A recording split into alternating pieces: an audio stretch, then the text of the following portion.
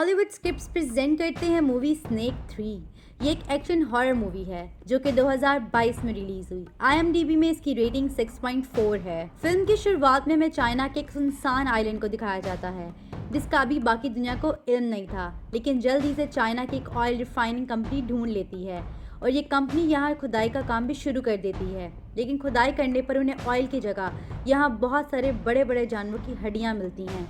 इन हड्डियों को देखकर ये पता लगाया जा सकता था कि ये जानवर हज़ारों साल पहले ही इस दुनिया से गुजर चुके हैं, लेकिन इस आइलैंड पर ऐसे जानवरों की हड्डियां मिलना बहुत ताज्जुब की बात थी। इसलिए इस प्रोजेक्ट के मैनेजर अपनी मालिक को कॉल करके सारी बातें बता देते हैं।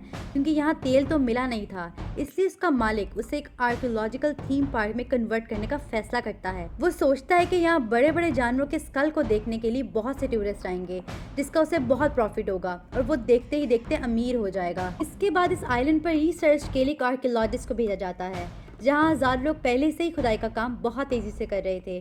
खुदाई के वक्त इन्हें पता चलता है कि जमीन के नीचे जरूर कोई ऐसी चीज मौजूद है जो जिंदा है, सांस ले रही है।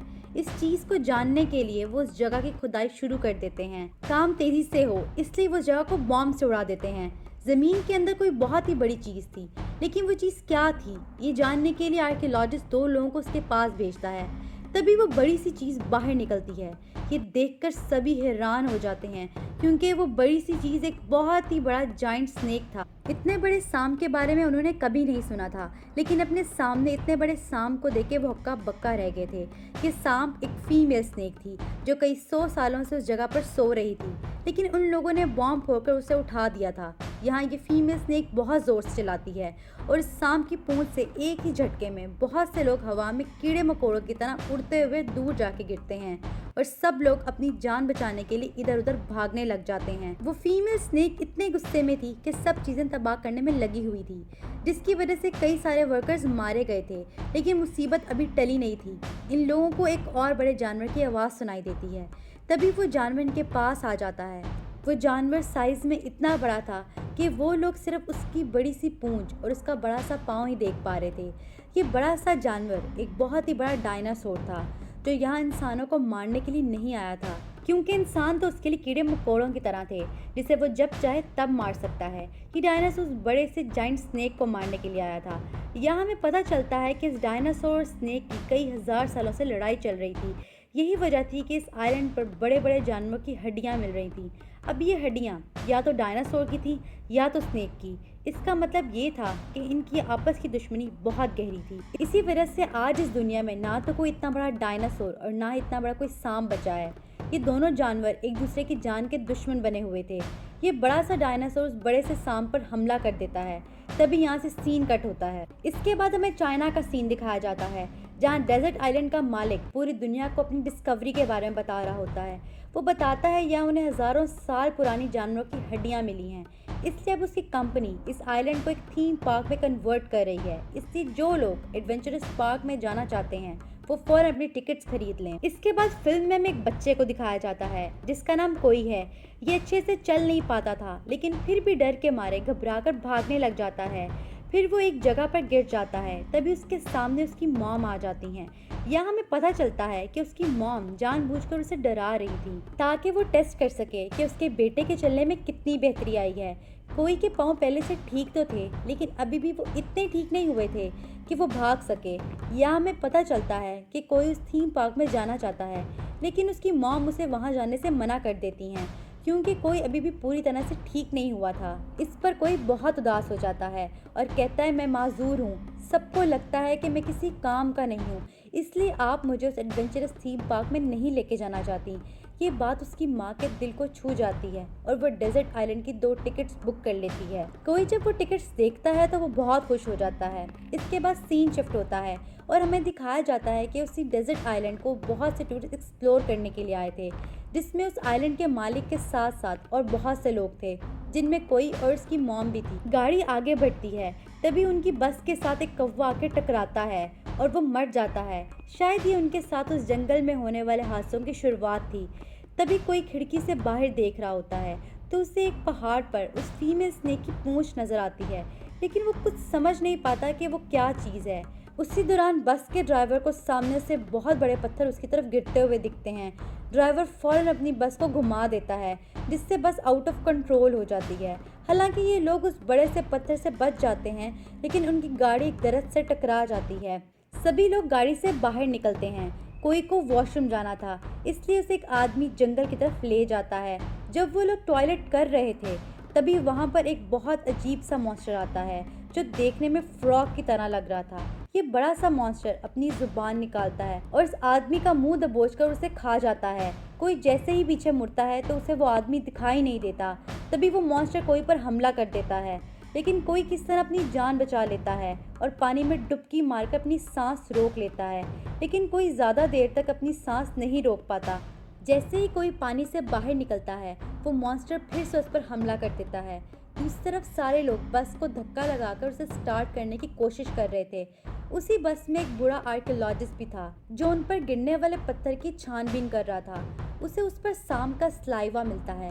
ये देख के वो समझ जाता है कि मुसीबत उनके आसपास है और ये आइलैंड खतरों से भरा पड़ा है। जब तक वो लोगों को अलर्ट करता, तब तक वहाँ एक और फ्रॉग मॉन्स्टर आ जाता है और इनमें से कई लोगों को खा जाता है। सब लोग बहुत घबराए हुए थे। तभी कोई की मॉम देखती है कि कोई बस में नहीं है, तो वो मज़ीद घबरा जाती है। फ्रॉग मॉन्स्टर ने अभी तक उनका पीछा नहीं छोड़ा था। वो बूढ़ा आर्कियोलॉजिस्ट उस फ्रॉग को देखकर समझ गया था कि ये बहुत खतरनाक है और कहता है कि अगर हम ज़रा सा भी हिले तो हम मारे जाएंगे। तभी वो फ्रॉग मॉन्स्टर वहाँ से चला जाता है, लेकिन खतरा अभी टला नहीं था। अब यहाँ वो फीमेल स्नेक आ जाती है और अपनी पूंछ से पकड़कर बस को ऊपर उठा लेती है। अब तो इन लोगों की हालत मज़ीद ख़राब हो जाती है। इसी दौरान एक लड़की बस से नीचे गिर जाती है। इसके बाद सांप बस में बैठे हुए लोगों की तरफ देखता है। सांप को देखकर इन लोगों के होश उड़ जाते हैं। इससे पहले वो फीमेल स्नेक उन्हें मारती, उसे उस बड़े से डायनासोर के आने की आवाज़ सुनाई देती है और वो फौरन बस को छोड़ देती है और वहाँ से भाग जाती है। वहीं बस इतनी ऊपर से गिरकर चकनाचूर हो जाती है। बस के अंदर बैठे सभी लोग जख्मी हो जाते हैं। दूसरी तरफ कोई के पीछे अभी तक वो फ्रॉग पड़ा हुआ था। कोई अपनी जान बचाने के लिए ट्री हॉल में घुस जाता है, लेकिन वो मॉन्स्टर उस ट्री को धक्का देता है और वो घूमते घूमते एक ऐसी जगह पहुंच जाता है जहां बहुत सारे अंडे थे। कोई अपने आसपास देखता है तो उसे अपने पाँव के नीचे एक सांप की स्किन दिखाई देती है। जैसे सभी स्नेक्स अपनी स्किन उतारते हैं, वैसे इसने भी जल्द ही अपनी स्किन उतारी थी।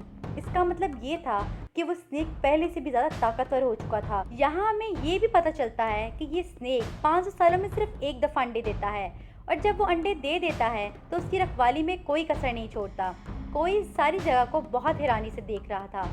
तभी वहाँ डायनासोर आ जाता है, जो सांप के अंडों को तोड़कर खा रहा था। कोई डायनासोर को देखकर अंडों के पीछे छुप जाता है, लेकिन उसकी किस्मत इतनी ख़राब थी कि उसी वक्त उसकी घड़ी का अलार्म बजता है और उस डायनासोर को पता चल जाता है कि यहाँ कोई और भी मौजूद है। डायनासोर कोई को ढूंढने लगता है। कोई अपनी जान बचाने के लिए टूटे हुए अंडों के होल में छुप जाता है, लेकिन डायनासोर उसे देख लेता है और जैसे ही डायनासोर कोई को खाने लगता है तो वहाँ जाइंट फीमेल स्नेक आ जाती है और डायनासोर को खा जाती है। कोई तो पहले से ही घबराया हुआ था। अब इतने बड़े सांप को देखकर वो मज़ीद डर जाता है, लेकिन हैरानी की बात ये थी कि वो फीमेल स्नेक कोई पर हमला नहीं करती। वो तो अपने टूटे हुए अंडों को देख रही थी। एक टूटे हुए अंडे से एक प्रीमेच्योर बेबी स्नेक निकलता है, लेकिन अभी वो इतना बड़ा नहीं हुआ था कि वो बाहर के एनवायरनमेंट में सरवाइव कर सके, इसलिए वो थोड़ी देर में ही मर जाता है। अपने बच्चे को मरा हुआ देखकर वो फीमेल स्नेक ज़ोर से चिल्लाने लगती है। कोई देखता है कि उस स्नेक का ध्यान कहीं और है, इसलिए वो भागकर जंगल की तरफ आ जाता है और उसे बहुत से जानवरों की हड्डियां दिखाई देती हैं, लेकिन इस दफ़ा कोई डरता नहीं है और हिम्मत करके आगे बढ़ता रहता है। वहीं उसे ऐसे प्लांट मिलते हैं जो खाने में जानवरों को खाते हैं और वो प्लांट कोई पर हमला करने ही वाले होते हैं कि वो फीमेल जाइंट स्नेक उसे आकर बचाती है। कोई को बचाने के चक्कर में जाइंट स्नेक को एक बहुत नुकीली लकड़ी चुभ जाती है, जिसकी वजह से उसे बहुत दर्द हो रही होती है। कोई अपना दिमाग लड़ाता है और जंगली दरख्त की बेल को रस्सी की तरह इस्तेमाल करता है और इसे नुकीली लकड़ी से बांध देता है।